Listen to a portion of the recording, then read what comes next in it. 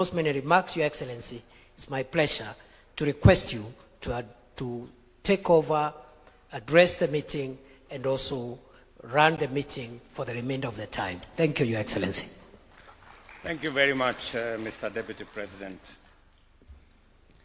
It is my pleasure to welcome all of you to this morning meeting, the 12th National County Governments Coordinating Summit. Each time we gather under this framework, we renew a commitment that lies at the heart of our constitutional order, the commitment to shared governance, inclusive prosperity, and collective responsibility for the future of our nation. Since the inaugural summit, we have seen clearly and powerfully the transformation that happens when governments choose collaboration over confrontation and partnership over competition. Devolution has not only drawn the machinery of governance closer to the people, but it has also energized counties to become genuine engines of local development, centers of coordination, and champions of responsive, people-centered service delivery. Over the past year in particular, this summit and the spirit of partnership has been evident across the country. Counties have stepped up assertively, strengthening healthcare delivery under the Social Health Authority reforms, expanding agricultural value chains, accelerating the establishment of county aggregation and industrial parks, and adopting digital systems that have modernized planning, record keeping, and payments at the county level. I must congratulate all governors and their staff for this great achievement. These reforms are visible in our hospitals, where supervision has improved, in farms and markets, where farmers and traders now benefit from better infrastructure and coordinated support, in schools, where collaborative programs such as the transfer of school feeding initiatives and assets are enhancing enrollment and retention in our schools, and in households where citizens now interact with government more easily, efficiently, affordably, and transparently. For our part as the national government, we have stood shoulder to shoulder with counties. We have implemented fiscal and structural reforms that guarantee more predictable cash disbursements, strengthened monitoring of summit resolutions, and introduced collaborative systems of planning and reporting. Most importantly, for the first time in our nation's history, we have completed the full delineation, unbundling, and gazettement of devolved function through Gazette Notice number 16472 to 16483. This long-awaited clarification of roles, pending for nearly 12 years, finally removes historical ambiguities, duplication, and institutional tensions that slowed service delivery and generated conflict over responsibility. While significant progress has been achieved, I am aware that some functional areas remain unresolved or contested. The Intergovernmental Relations Technical Committee should therefore accelerate the clarification and determination of the unbundled functional components for transfer to the respective levels of government. Ladies and gentlemen, I reaffirm that resources shall follow the transferred functions consistently and in good faith by our Constitution. In line with the gazetted functions, I am informed that IGRTC has, in the interim, identified resources for consideration in the 2026-2027 financial year for transfer to county governments. I therefore call upon the Commission on Revenue Allocation and the National Treasury, using the tentative resource estimates identified by IGRTC, to verify this information and finalize a definitive figure that will serve as the basis for financial transfer to counties in our next financial year. While we await the full realization of financial transfers, significant progress has already been made in the transfer of non-financial resources, specifically fixed and movable assets. IGRDC has gazetted the transfer of more than 46,000 parcels of land and 8,062 housing units to county governments through Gazette Notice number 171 of 11th August 2025 and number 188 of 5th September 2025. These assets are now under the custody and management of county governments. I urge counties to collaborate with the relevant agencies to facilitate the processing of legal ownership documents as required by law. Additionally, 34,000 parcels of land and over 1,000 housing units are pending transfer across 40 counties. The IGRDC should fast-track this process to ensure that all attendant resources are transferred without any further delay. A central mandate of this summit is the assessment of devolution performance across both levels of government. The Secretariat is responsible for conducting these assessments and reporting recommendations to the summit, including on recently transferred functions. While I acknowledge the positive progress made, I remain concerned about our inability to fully execute the resolutions adopted at previous summits. I urge our Secretariat to ensure full implementation of all resolutions and call upon all responsible parties to fulfill their mandates diligently and report progress promptly. At the last two summit meetings, a resolution, for example, was passed to review the Intergovernmental Relations Act to legally entrench the Council of Governors Secretariat and strengthen IGRDC.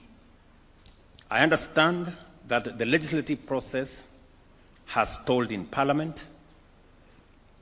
I request the Speaker of the National Assembly to intervene in consultation with the Senate to resolve the challenges affecting the amendment bill's progress and ensure that intergovernmental relations institutions receive the legal support required to perform their functions effectively. As we reflect on the commitments we made to the people of Kenya, it is satisfying to observe the significant progress achieved in the last 3 years. A cornerstone of our transformative agenda has been the housing program that not only includes housing, it also includes construction of markets, institutional houses, and also hostels for our students. A top priority of our administration's agenda aimed at restoring dignity, fostering community development, and enhancing long-term economic stability for families who have long desired to either own a home or operate a business in a decent place, or for our students to live in dignified dwellings. The success of this program is rooted in partnership and shared vision. I extend my sincere appreciation to all the 47 county governments for their collaboration and support in making this national dream a reality.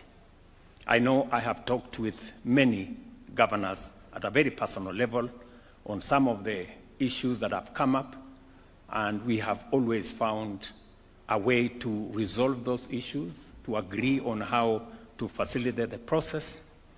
And your contributions from land allocation and streamlined approval to logistical facilitation have been instrumental in accelerating progress across all our counties.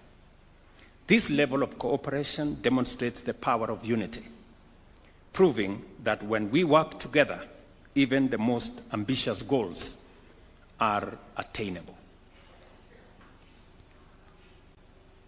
We remain firmly committed to scaling up this program to ensure that quality, sustainability, and affordable homes are within reach of every deserving Kenyan family, thereby improving livelihoods and contributing to sustain national economic growth. We have done the same on matters health, and I must commend counties for what we see as significant developments, including progress in supervision, delivery of service, delivery of health commodities, personnel issues, and an array of collaboration that has made it possible for us to be able to jointly deliver on health, a very primary and present agenda of this administration. I know we will be having a conversation on some of these issues as part of the main agenda. And maybe I should also take this opportunity to assure all of us that we have managed to structure a relationship that is going to support our health delivery outcomes with the government of the United States. And just to set the parameters correctly, the government of the United States is a solid partner of the government of Kenya. It is not a relationship that began recently. It is a relationship that has been built over time, a relationship that has been of mutual benefit to both the people of Kenya and the people of the United States. And when President Biden invited me 2 years ago for a state visit, the first after 18 years by an African head of state, it was a statement of confidence in the relationship between our two countries. When President Donald Trump invited me also alongside other colleagues from our region last week, we did agree between the two governments that much as we were going to sign one of the most consequential agreements on peace and security in our region, it was also necessary for us to further consolidate the relationship between the United States and Kenya by signing an agreement on matters health. That agreement was a request by the government of Kenya because health is one of the big tickets that between the national government and the county governments we have been focusing on for the last 3 years. And it is because many families, many people in Kenya have suffered a great deal. Many people, in fact, estimates have put it at almost 1 million families every year sink into poverty and debt because of hospital bills. And therefore, it became a concern for us as citizenry in Kenya. It became a campaign matter for all parties in the last election. And we have robustly and aggressively undertaken far-reaching reforms in that sector. We did, as a government, request the United States to support us in this space, and they acceded to our request.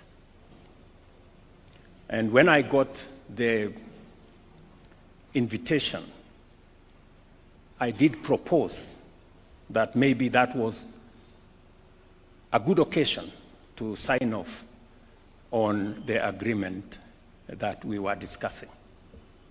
The government of the United States did send in officials from Washington to come to Kenya.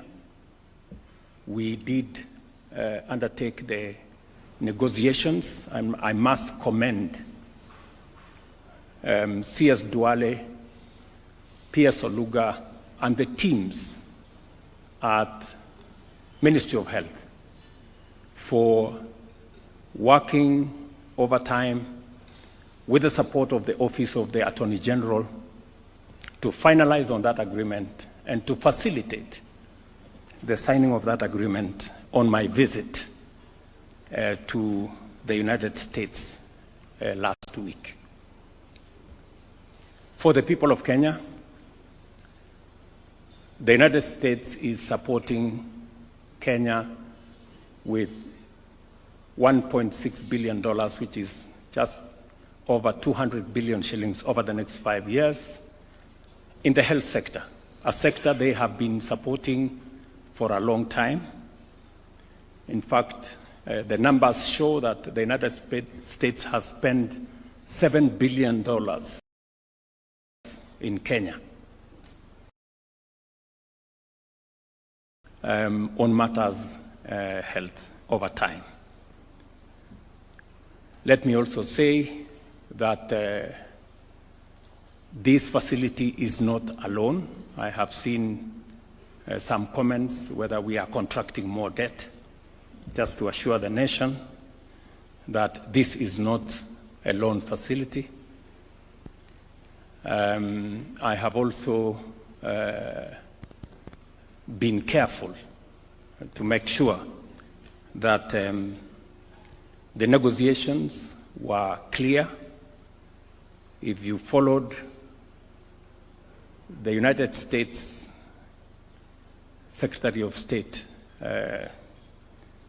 Marco Rubio, did state clearly that we have working institutions in Kenya. We did not become the first country to sign an agreement on health with the United States by default. We became the first country by design because we have the requisite institutions and we have the requisite human capital with the capacity to undertake any negotiation. I want to remind us, and I have said this before, and I will repeat it again, we have one of the best human capital anywhere in the world. We have simply the best human capital anywhere in the world. And therefore, the professionals we have at the Ministry of Health, the public officials and professionals we have at the Attorney General's office are as good, if not better, than those from anywhere in the world. And therefore, I am confident that whatever it is that we undertake, we are guided first and foremost by the interest of the people of Kenya. And I want to be very categorical that our goal is crystal clear. Our focus is razor sharp, if not laser sharp.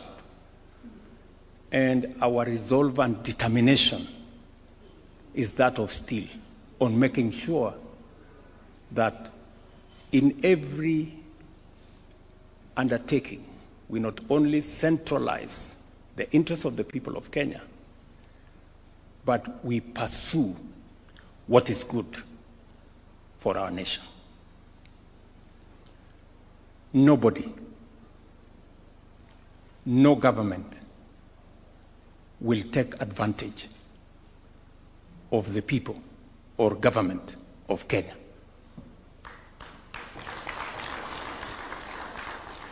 Let me repeat that again. Nobody and no government will take advantage of the people of Kenya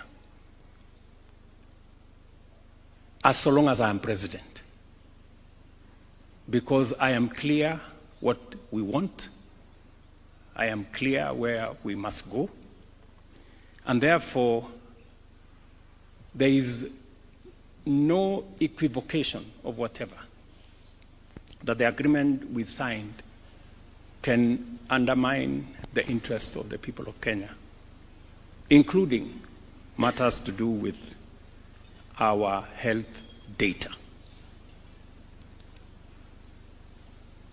The Office of the Attorney General, and she's here, went through the agreement with a tooth comb to make sure that when it comes to matters data, the law that prevails on data that belongs to the people of Kenya is the Kenyan law. That is with clarity. And I also want to assure us that knowing the United States, not just as a friend of Kenya, but as a viciously democratic nation, they will not allow their officials to take advantage of us or any other country.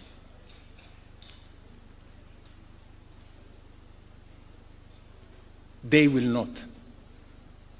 But that's not enough. Much as they will not allow their own officials to take advantage of others, we will not allow ourselves to be taken advantage of by anybody. Even if there was an opportunity for anybody to take advantage of us, we will not allow it. So, I just want to, because I know health is actually a shared responsibility in some way between the national and the county governments, and the resources that we have sought to assist us in this sector. The government of the United States themselves, they made a decision that they don't want to give their money to NGOs. They want to give their money to government. It is not our decision. It is their decision. So if anybody is annoyed in between here, they should take their anger to another place. They should not bring it to us. You know, I know there are entities that have been benefiting from these resources, you know, and as a result, they are sponsoring all manner of stories around.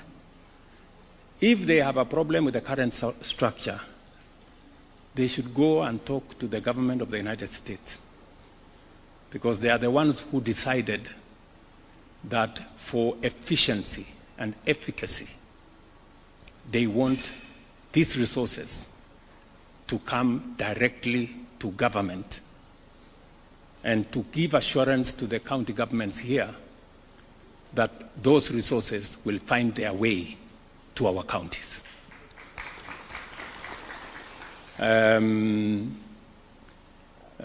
It is not me who said, it is the government of the United States that they did not want to continue funding the NGO industry. It is them who said. So, tafadhalini, please. Kama kuna mtu amekasirika kwa sababu, you know, walikuwa wanatengeneza pesa, sijui wako na maofisi kubwa kubwa, naendesha gari kubwa. Sasa mnatuuliza nini? So I just wanted to clarify that particular point so that we are clear. And let me say this finally, that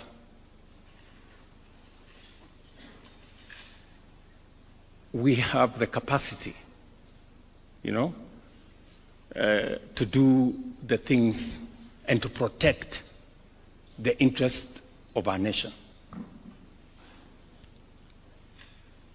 This agreement, when officials from the US flew in, they spent time with our officials, very professional people, and they were amazed at the capacity that Kenya has. Some of the things that we do using our own public officials, others look for consultants to help them do it. We don't need consultants because we have a human capital that has the capacity to do this. I wish we could believe in ourselves more than we are doing. I mean, for anybody to believe that we can be shortchanged, they are actually telling us that we are not very intelligent. I mean, surely, honestly. We should believe in ourselves, good people. We have what it takes to deal with anybody. So, and I am very proud of the relationship that we have with the government of the United States. It's a solid relationship. Many would want to ask, what is their interest in our country? Every country has their own interests. We have interests as a nation. Others have theirs. Just for the record, as I said, this is a strong relations between our two governments forged over many years. Today, the United States is the largest contributor to our tourism. In fact, tourists from the United States have overtaken the traditional tourist markets. They've overtaken the UK, they have overtaken Italy. Today, as of statistics of last year, 306,000 tourists came from the United States, being the highest market. It speaks to the strong relationship between our country and the United States. If you go to the Nairobi Securities Exchange, the largest investors in our bonds and securities and shares at the Nairobi Securities Exchange are from the United States.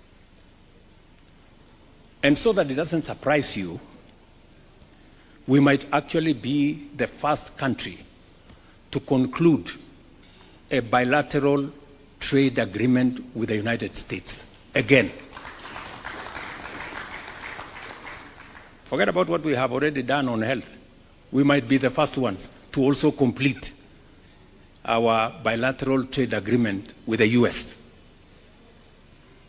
When I was there, I did meet with the US trade representative. I have sent CS Lee Kinyanjui here twice to the United States. Why? Because the United States is an important market for us. We sell close to $800 million of goods to the United States. In fact, it is among the markets that we have kind of a balanced trade. And I have the undertaking of the US government that within early January, we will be the first country to conclude a bilateral trade agreement, even as we negotiate on the AGOA issues. So, these things we are not doing is not a game of guesswork. It is not trial and error. It is intentional. It is deliberate. And it is because we are focused on what we want for our country. I just thought I should make, because I'm speaking to leaders from across the nation here, so that you can for a moment believe in yourselves. We can for a moment be positive about our country.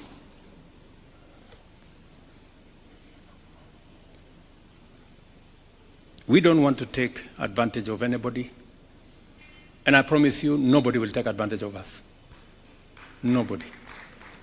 And I don't think the United States, being the responsible friends that they are, would want to take advantage of us. There is a clear, demonstrable, documented, strong relationship between the United States and Kenya. Whether it is our defense agreements and support that we get from them, whether it is the agreement that we have signed on health, whether it is the tourist numbers that come to our country, or the trade that is going on between us and the United States, which, by the way, employs close to 50,000 Kenyans, just the trade with the United States, or the bilateral labor agreement that we are about to sign. It speaks to the strong relationship between our two countries.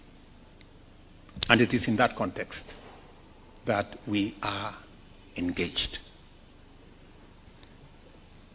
As I conclude, I express my very deep gratitude to all governors, cabinet secretaries, the State Department of Devolution, and the IGRTC for your dedication.